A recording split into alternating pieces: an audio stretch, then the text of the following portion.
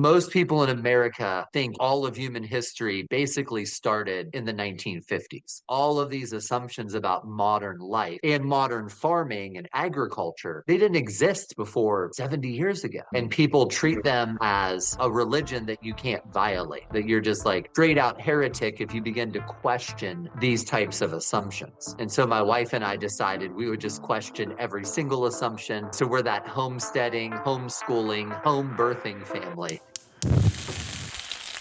Should we hit it? Let's do it. We'll clap together. Yeah. John, how are you, man? Thanks so much for joining me. Good. It is great to get to see you in person. I've seen a bunch of stuff from you all on X, and then we have a few mutuals I've seen stuff from. So it's just super exciting to get to finally chat. It's always great getting to talk to a fellow meat enthusiast such as yourself. So we have to thank our mutual friend Jimmy Song for connecting us. First of all, he's been amazing. I know that he's going to be an important part of the Rogue Food Conference as well. We've had him on the show a little over a year ago. We were lucky to go on his podcast too. He's a great thought leader in the Bitcoin space, long-term carnivore, big into regenerative agriculture. And I'm shocked. I had never heard of the Rogue Food Conference. And he was like, you have to meet my buddy John. So I was doing more research on the website before we had our first call, and, topics around regenerative agriculture, the food system, just so many things that we're passionate about. I couldn't believe that there was such a great event that was so up our alley that I didn't know about, man. And I think, the timing of this episode, the election is coming up. People are starting to question things around the food system in general. I think this is going to be an amazing episode, and we'll touch on all those topics. Yeah, I met Jimmy just a couple months ago. I spoke at a Bitcoin conference, but not speak about Bitcoin. Yes. I was speaking on regenerative agriculture, rebuilding households. Basically my theme was, turning digital assets into tangible assets, skills and stuff and community. And Jimmy was there speaking, and we just hit it right off when we got to talk with each other. He told me how he's raising beef and I think he's going to the Kill and Grill that we're doing before the Rogue Food Conference because he wants to learn to butcher and stuff. And it just always thrills me to see people who are working in different areas as their primary focus, but they're not neglecting other important issues. Definitely. And it seems like that's a huge part of the skill set that attendees are getting. It's very interesting to track different people's transformation. Maybe you start changing the actual macronutrients and switch to a carnivore meat-based diet, and you're just buying from the grocery store. Then you upgrade to Whole Foods, then you upgrade to a meat subscription service, then you upgrade to a local rancher. Maybe you start to learn some butchering skill set like Jimmy is doing, and then maybe you even get into homesteading too, or ranching. It's a really cool timeline of where you can start versus where you can end up in a few years of intentionality. And I'm sure you think about that all the time. Yeah, well, that was our story. We were living in Louisville, Kentucky. I got super, super sick and had a professor at the school I was attending say, hey, before you go this route of pills and procedures, why don't you consider food? Why don't you give Hippocrates a try and let food be your medicine? And we were shopping at Sam's Club and Walmart and Kroger. And then we started shopping at Whole Foods and Wild Oats. And then we did a CSA. And then we signed up for a Dark Alley raw milk drop.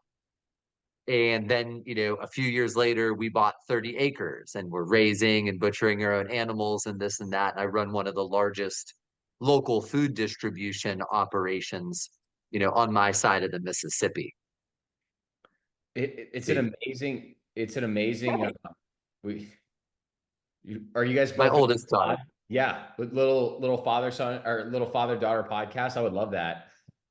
So I've tried to get her to do a podcast on Tolkien. Maybe I'll revisit it. That'd be more up her alley.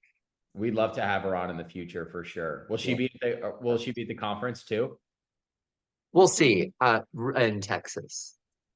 So we'll see. I haven't decided quite yet who all we're bringing. Yeah.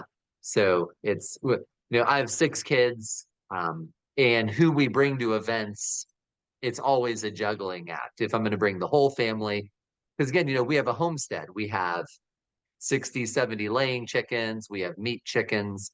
Sometimes we have pigs. Sometimes we have turkeys. So it's always, it's a big life change when you start adding animals into your life, which is why I'm always grateful for farmers and people who are selling meat, because a lot of people don't understand just how different a responsibility it's said it is to take on a lot of animals to feed other people.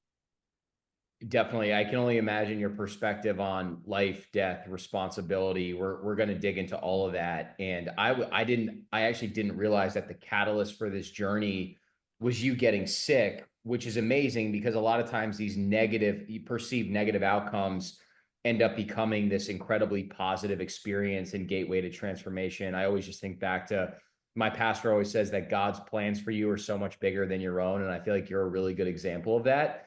I'm just curious, John, what was the space in between you buying raw milk from the back alley dealer to you homesteading?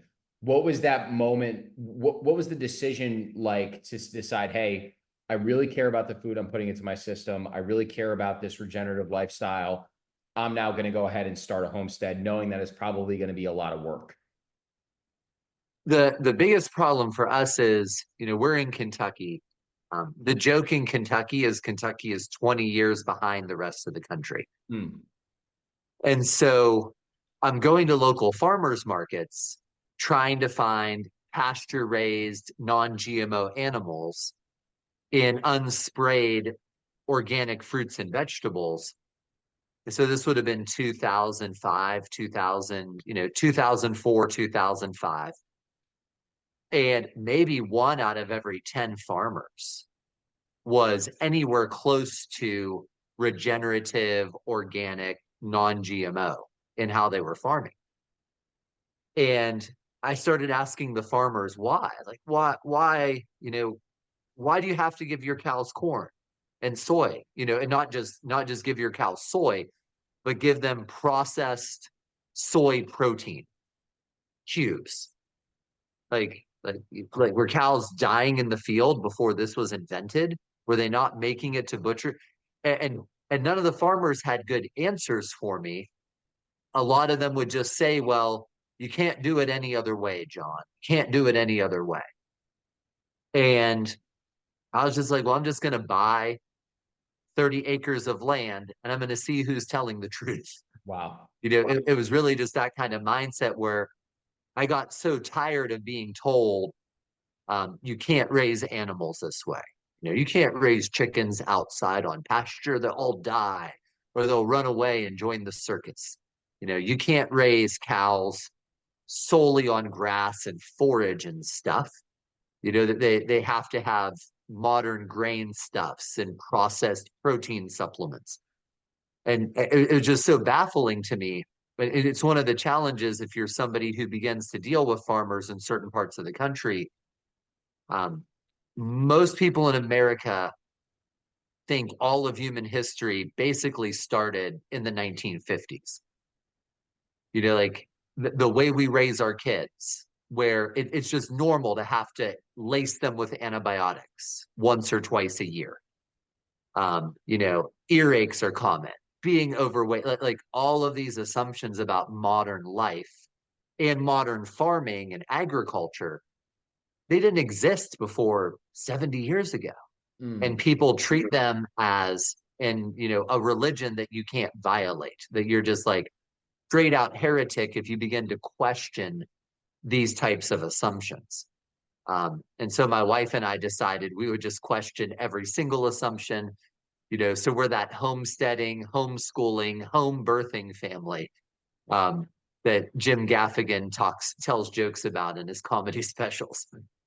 Well, what I think is really cool is the space has made so many positive strides just the last 3 years alone. This open questioning decision to understand, hey, raw milk versus pasteurized milk, good quality meat versus the industrial model, sending our children to public school versus potentially homeschooling, bringing back God at home versus atheism. But when you and your wife started doing this, this is 20 years ago, right? It's crazy to think that 2004, 2005 is about two Yeah. decades ago.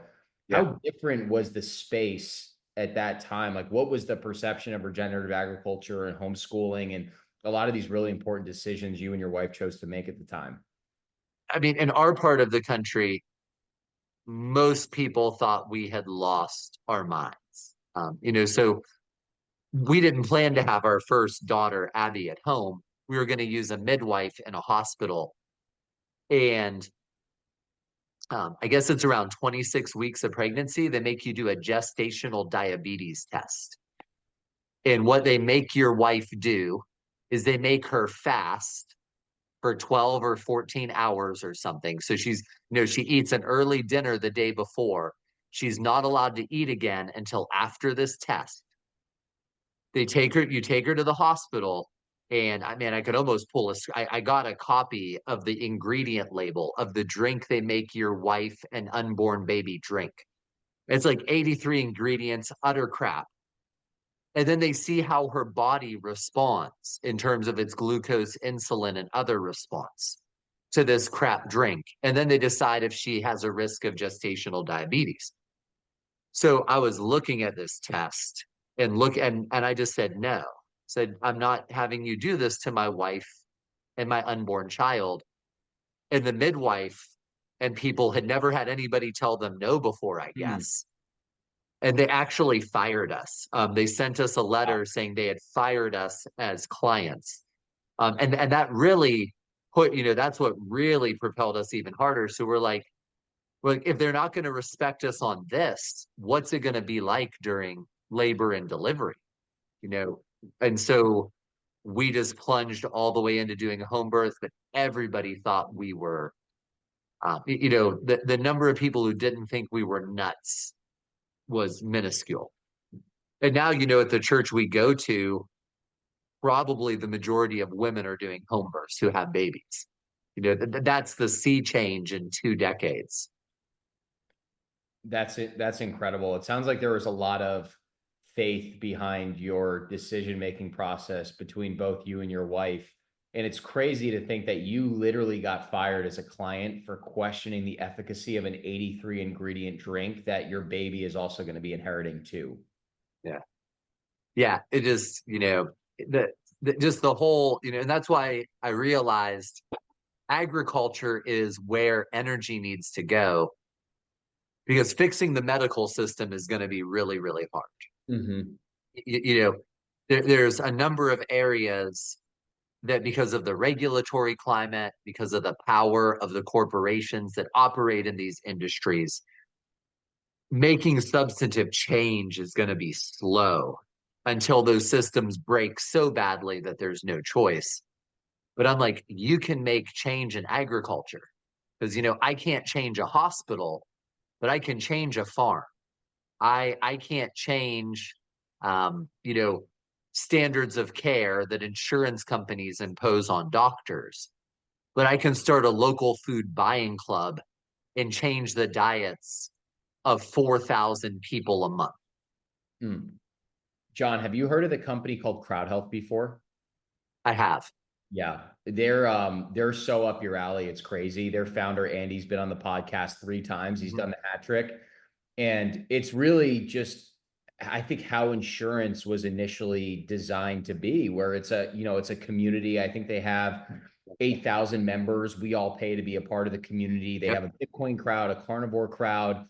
You and I, we might know each other, but we might not, but we can assume that we have a similar ethos with that libertarian perspective. And I think they have a 99.8% success rate in terms of bills that are covered. And they Yeah. 30 members go through the home birthing process in 2023 alone. Oh, see, it's cool. And that's the crazy thing is, my goal is to re-empower people. Like it's like a hospital birth now probably costs 15, 20, 25,000 bucks, depending on where you live. And, you know, back in 2004, I think we paid $1,400 for a midwife. One of our favorite home birth memories is my son Noah, who was born Christmas Eve, 2011. It's like my wife wakes up at 4 in the morning and she's in early labor. She gave birth probably around 9 o'clock. And at 11:30, she's laying on the couch with my newborn baby. I'm making pancakes and waffles for the family. Um, and it's just like everybody's so happy. Nobody's trying to steal our baby, shove it under McMuffin lights. It's and to have that back in your family to be like, man, we can do these things. They can actually be affordable. We don't need to be chucking out huge amounts of money. We don't need to be treating everything as a disease. Um, it's just such a game changer when you expose people to a different paradigm. And as you said, the 2020 on was such a sea change in people going, man, maybe I do want to consider getting my meat directly from a farmer because the grocery cases in the grocery store are suddenly disappearing. You know, maybe I want to consider having a home birth because maybe all the things they want to do to my wife and baby aren't actually necessary. Maybe they're actually possibly harmful even. Yeah, it's a great point, John, how all these different pieces are connected. And we have had a few females on that have either done multiple home births or they're doulas or midwives or specialists in the home birthing process. But I'm curious, what do you think men should know about the home birthing process for new fathers or people that want to be fathers? Like, I'm curious the male perspective on this whole thing. Yeah, so I was born in 1978. So I grew up watching mainstream media, 80s and 90s. And what was that really popular show, ER, and then a lot of the family shows, they treat birth as a disease. Hmm. You know, they treat birth as a dangerous medical condition or possible disease that without a doctor's intervention will lead to disaster.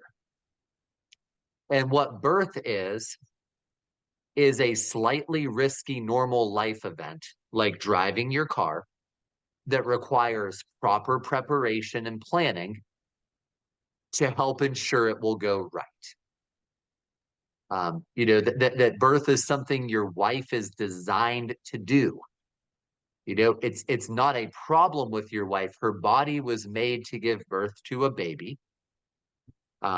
It's a natural process that your wife needs support during, not to be stressed out during. The other thing I always tell men is even if you think home birth is best, unless your wife is on board, it's not likely to go well. Normally it's usually the wife who's very gung ho, maybe about doing home birth, and the husband's a little bit nervous about it. Um, my wife and I, thankfully, were both totally on the same page, especially after interactions with the hospital midwife and stuff. But what really makes home birth successful is both of you feeling confident in that choice, and then both of you investing the time and planning to make that choice go well. We've had a few friends over the years we've let be here during home births, some female friends, obviously. And every single one of them who was here during one of my wife's births, they were utterly blown away by how different it was. Because some of them were older women who had had hospital births. Um, some were younger women who had never even been pregnant yet. And every single one of them was just like this is how birth was made to be, isn't it? It's a woman surrounded by other supportive, caring people, bringing a new image bearer into the world in a loving, low stress, joyful environment and being cared for.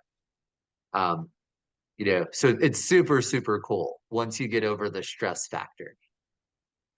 No, there's so many good pieces of there's so many good pieces of information you just dropped too, and I think you very astutely pointed out it's like sometimes we just forget common logic and how God fundamentally designed women to be able to give birth to children, and all of a sudden we think about any time period before the 1950s as the Dark Ages, and it's Yeah. actually home birthing is not super dissimilar to our perception on red meat, where it's like we've thrived on red meat for 2.5 million years.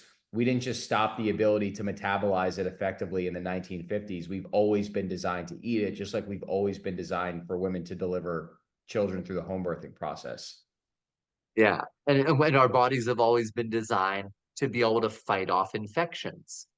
You know, it's like we've normalized the unnatural and criminalized the natural, which is really baffling until you just kind of understand the arc of the last 100 years of American history.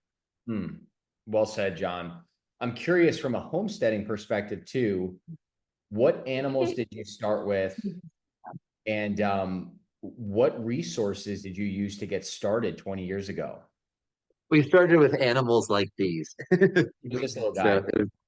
yeah, this is our youngest, my son Daniel, who just had to be gotten out of bed at the end of his nap.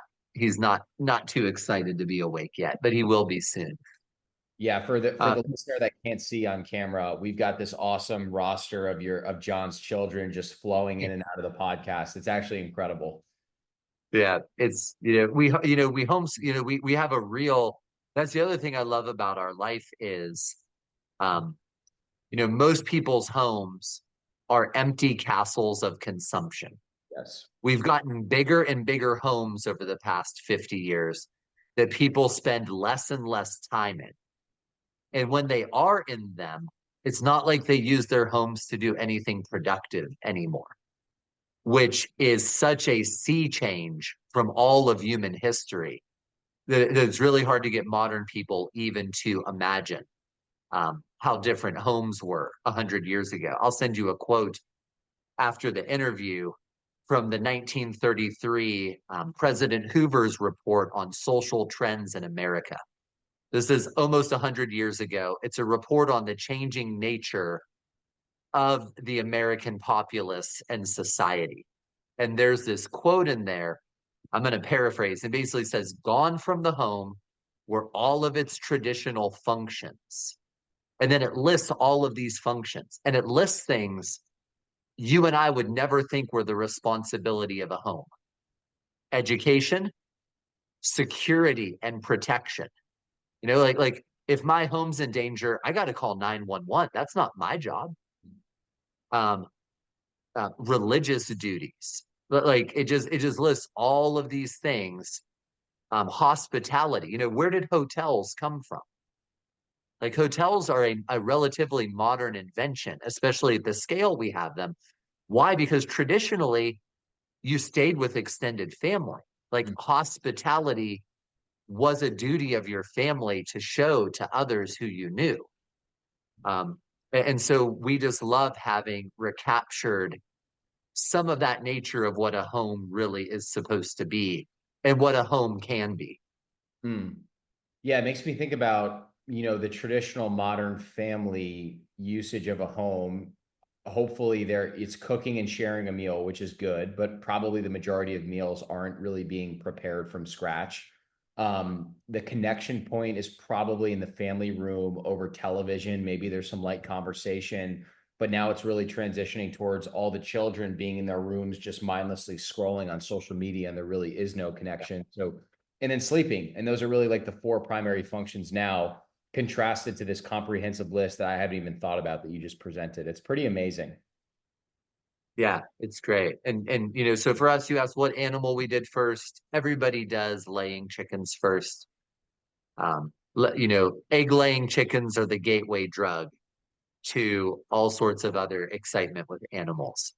And it makes sense. It's low cost to get into laying chickens. If you have a chicken die, it's sad. If you have a cow die, it's a financial setback. Um, you know, and so we started with chickens. We've done chickens, cows, pigs, turkeys, ducks, meat birds, rabbits. Trying to think if we've raised any other animals at this point. Um, yeah, we had a little rabbit too. You want to tell everybody? He's now ready to talk a little. You got a little rabbit. Yeah, so you can sit a little higher. You got a good smile, even though you got bedhead Great. from your He's got nap. a great smile.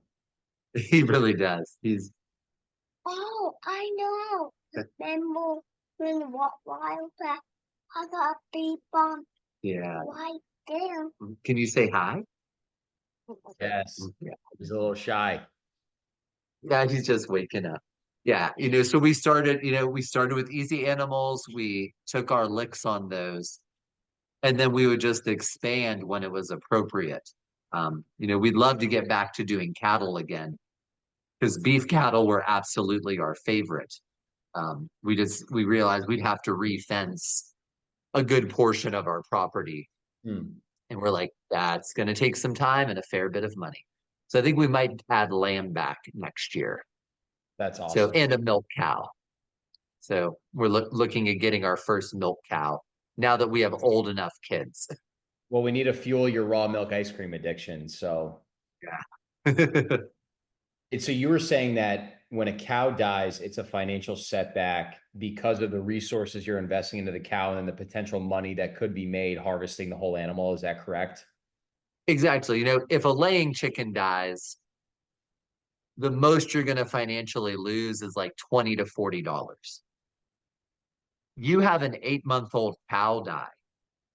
You might have you're looking at 1,000, a 1,500, a $2,000 loss. Hmm. Which is why I always tell people, unless you have animal raising experience, going straight to cows, unless you're well capitalized and can eat the risk, is not where I would suggest starting. Because again, if a chicken gets hurt or something and it dies, you just get more baby chicks, you raise them out. But if a cow gets injured, you really have to have medical knowledge for cows, or you're going to be calling a veterinarian. And my area, a minimum vet visit, like base vet cost is $160 just to come out and look at the animal, not even treat it. Hmm. So cows and other animals are just absolutely fabulous. But it's good for listeners to realize, people who are raising our food take on real financial and other risks because they're caring for living things. How has your perspective with life, death changed since homesteading 20 years ago?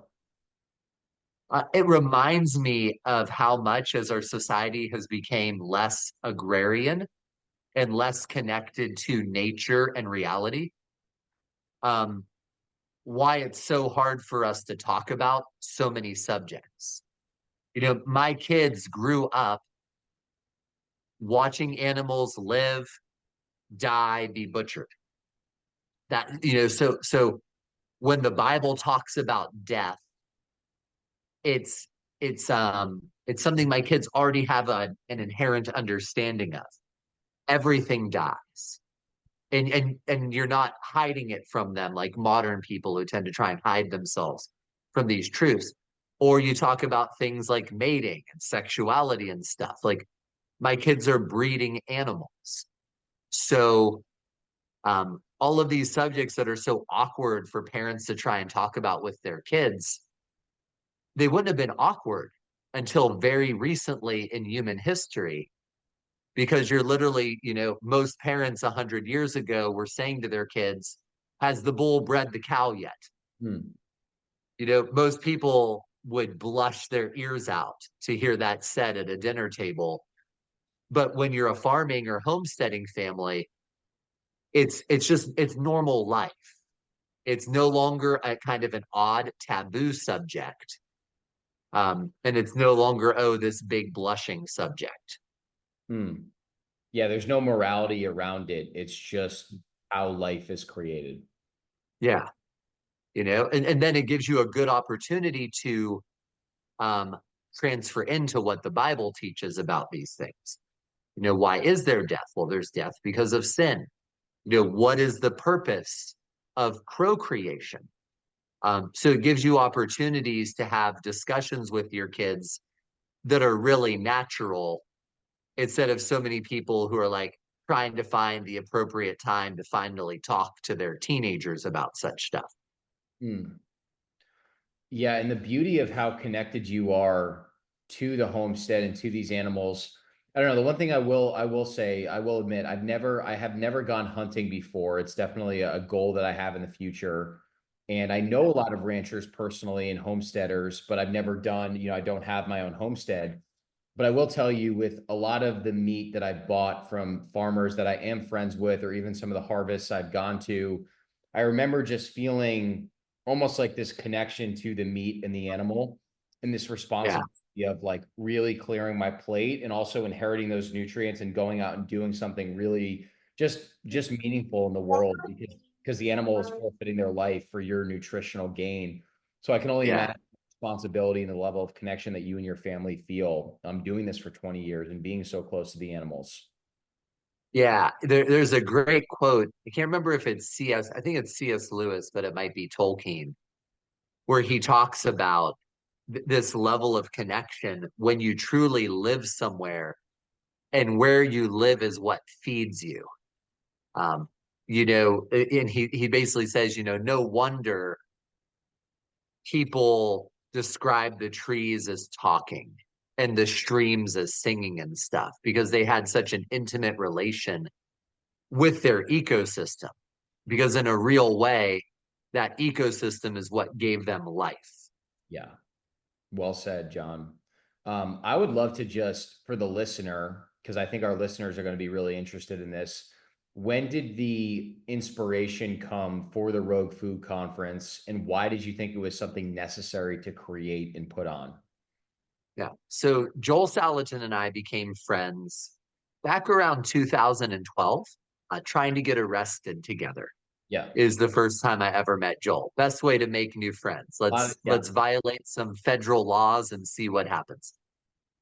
And so Joel and I became friends and became more friends over the coming years.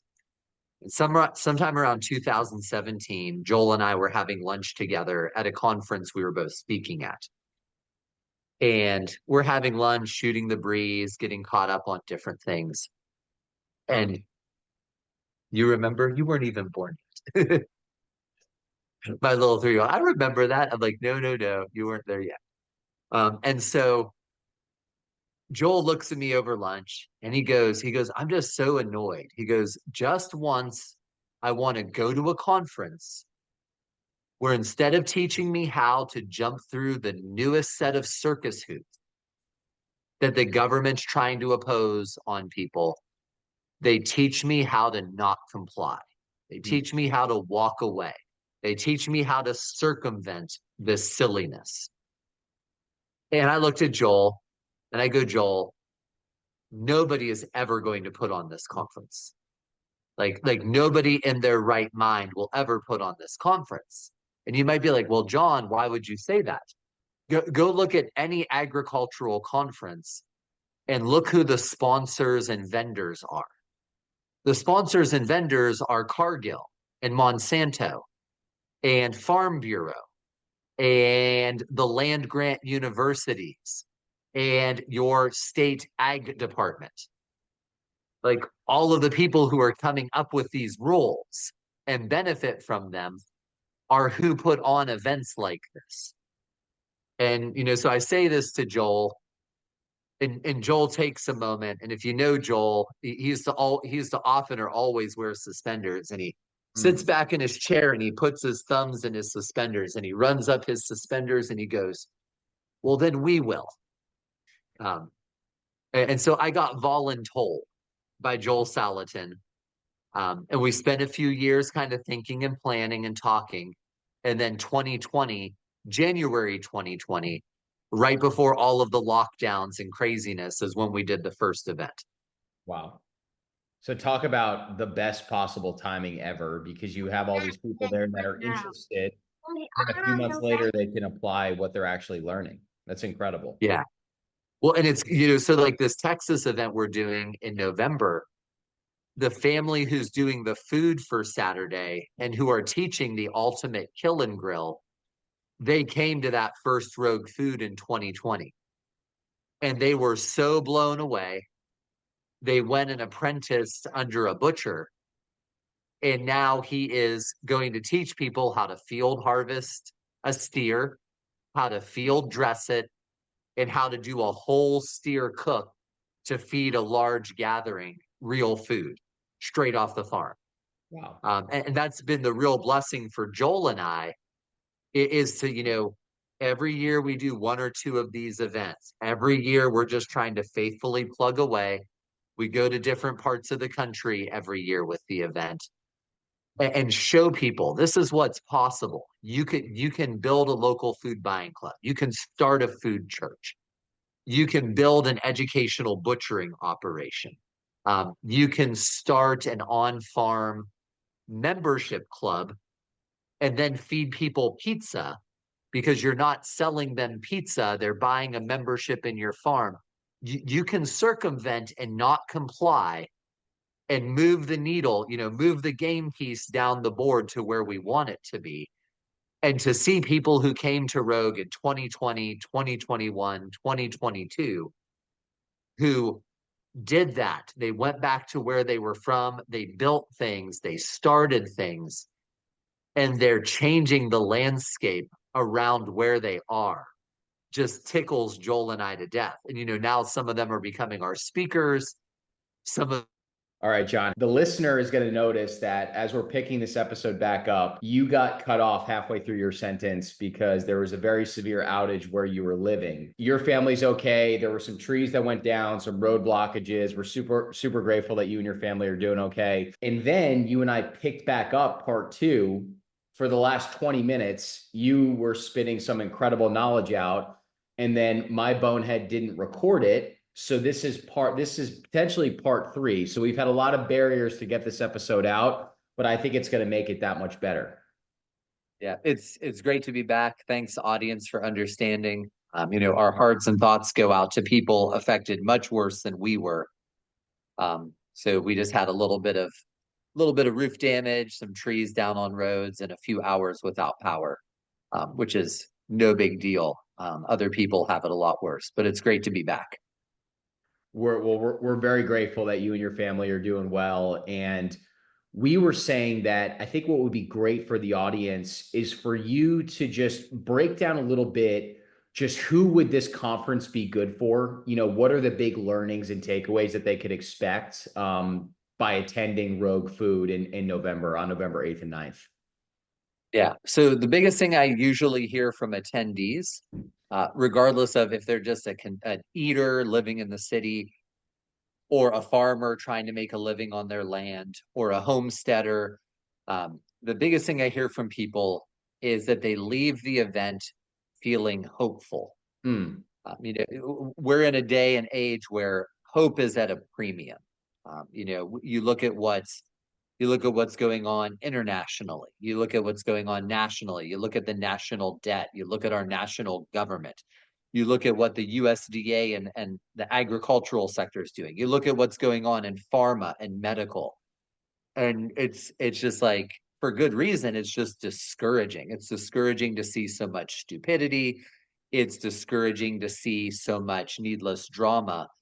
And people come to Rogue and they meet people who are hopeful and who really think we can make a difference, who really think, maybe not nationally, maybe not internationally, but what a difference you can make in your state, in your locality, to hear speakers who have literally reshaped entire states for the good of everybody in that state in terms of diet, economics, farming freedom, homesteading freedom, and to walk away and be like, I can be that person. I can be that person who literally changes my community, my county, maybe even my entire state in ways I would have never dreamed of.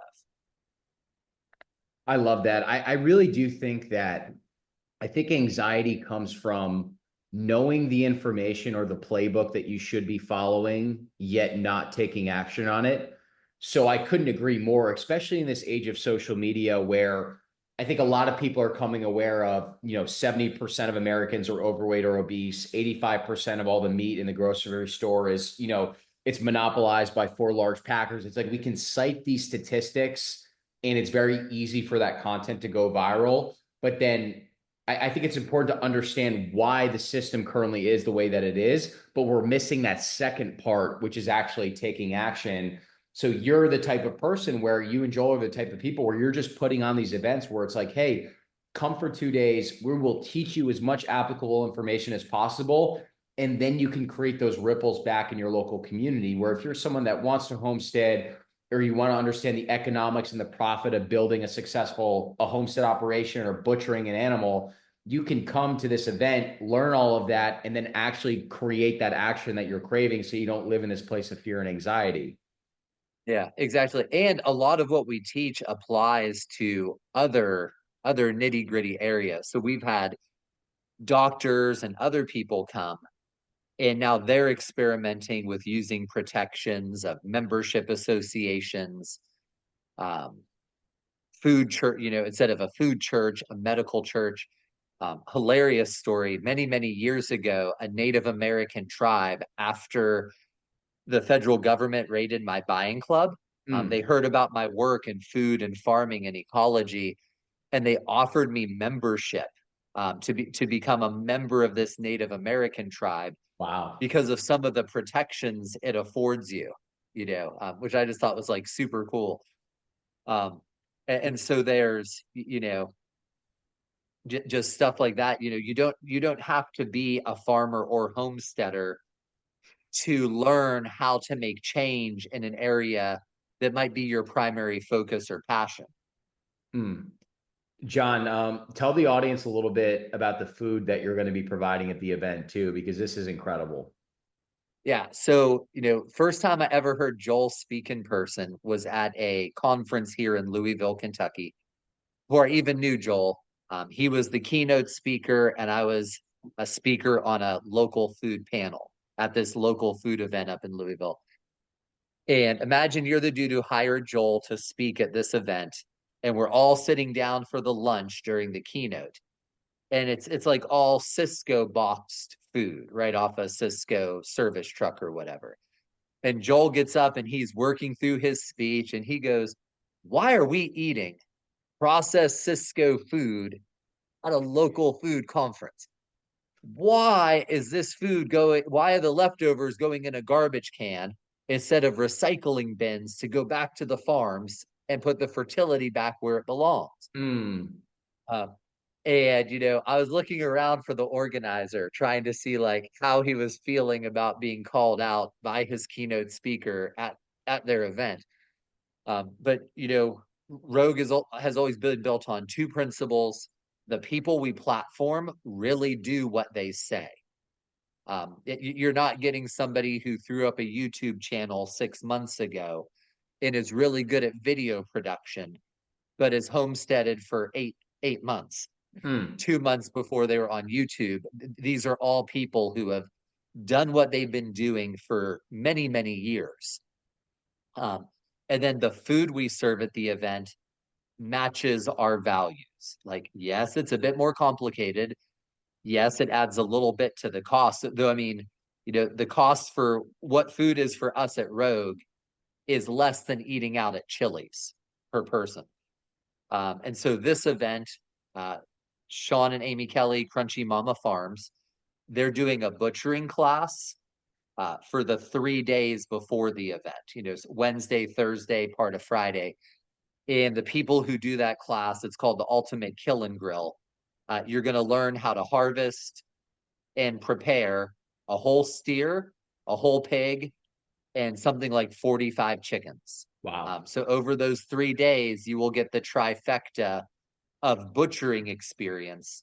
And you'll also see how to do high quality food at scale for a larger number of people, which is of itself is a huge business opportunity.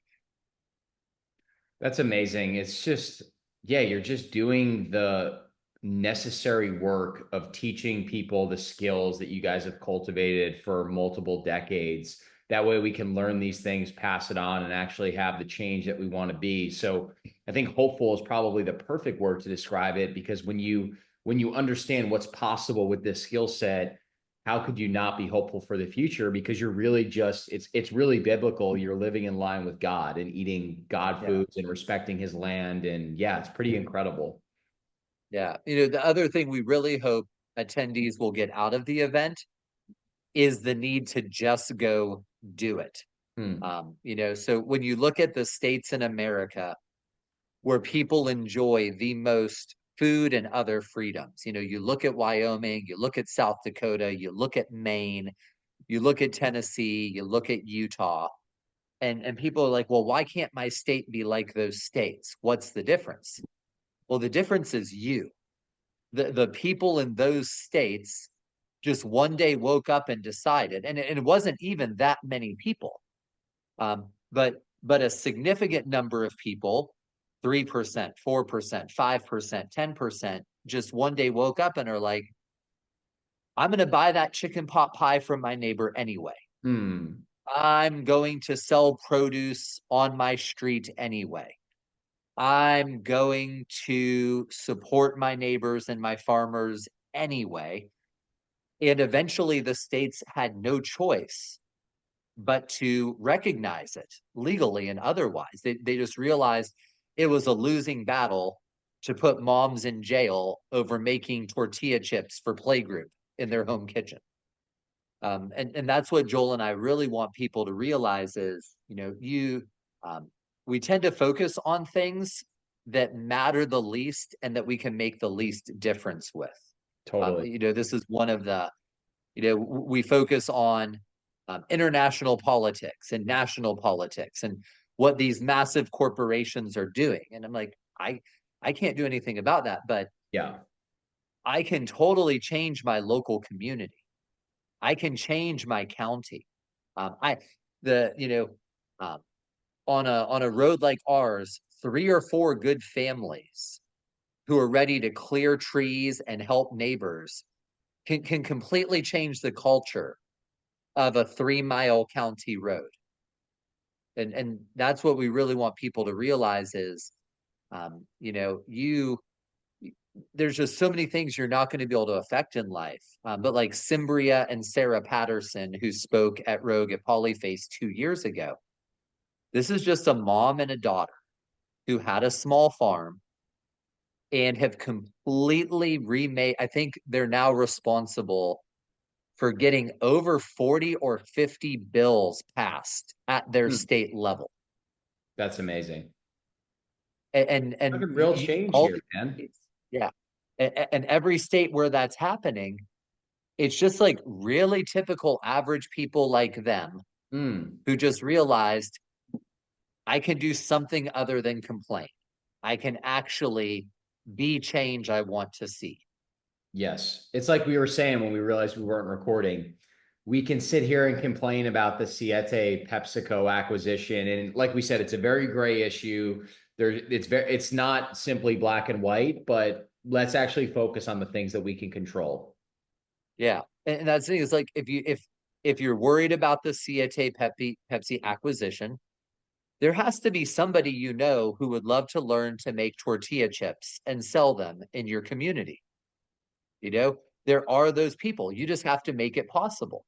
Just, this is like cottage food, which has grown immensely in America over the past 20 years. Yes. Cottage food laws. Where did these come from? Because people wanted to buy stuff from their neighbors. They didn't just complain about the problems and distrust they had for the foods at the grocery store, which, as we talked about, is at times really warranted. But they just started buying things directly from people, and the states had to adapt to the reality of our choices. People have to remember the government exists to serve us, not us serve the government. And when the government is not serving us, the right response is to do what's right and good anyway until the government gets back in line. That's a really powerful and helpful mental model. John, I would love to just point our listeners in the right direction for someone that is getting internally motivated and fired up and excited by what you're saying, and they might be interested in going to the Rogue Food Conference in November. what's the best way for them to purchase tickets? Yeah, tickets are on our website, which is roguefoodconference.com. And we set up a discount code for your listeners of Mafia 10. And that'll give you $10 off any ticket type, even including the VIP tickets for the Friday night VIP dinner. That's awesome. And the dates are November 8th and 9th, correct? Yep, November 8th and 9th. It's north and west of the airport. So it's at a beautiful church called Met Church that is on the northwest side of Dallas Fort Worth. And then Crunchy Mama Farms, where the Kill and Grill and the VIP dinner and stuff is happening. That's northwest out of the metro area. That's awesome, man. Well, at the time of releasing this, we'll be a month out, which is perfect timing because we do have a lot of Texas-based listeners, but I'm sure there are people that will be listening all over the country that will want to fly in for this, man. But I'm so glad that Jimmy was able to connect us. I'm so glad that we're friends now and I get to know you and get to learn from everything you're doing. Just really inspired and energized. And that's really why Harry and I started this podcast, is we just wanted to learn from guys like you that have done the really rewarding, hard work for the last 2 decades, man. So just thank you for everything that you do. Thank you for putting on an event like Rogue Food, and just thank you for being on the podcast, brother. I appreciate it. Yeah, well, we so appreciate what you're doing. It's one of my greatest joys in life is going from like one of the toys on the aisle of misfit toys. Mm-hmm. Because when my wife and I started this 20 years ago, people heard we were home birthing our kids and they were just like, you want your children to die.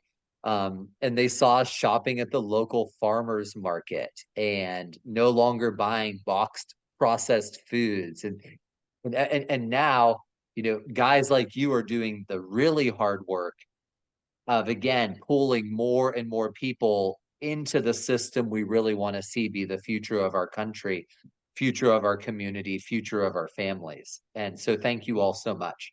Thank you, man. No, it's I think that what I can say is we've met many of our closest friends and mentors through doing what we're doing. And I think the tide has already been pushed forward in a massive direction in the last 3 years. And it's going to be exciting to see where we're all at a few years down the road. And I think you nailed it earlier. I think everyone just needs to be hopeful for the future, because God's plans, number one, are just bigger than our own, and He'll provide for us. And number two, all the right information is out there, man. It's just up to us to listen to it and actually do that action like you're doing, brother. So thank you again so much. Great. Well, man, thanks for having me on. Awesome. Thanks, John.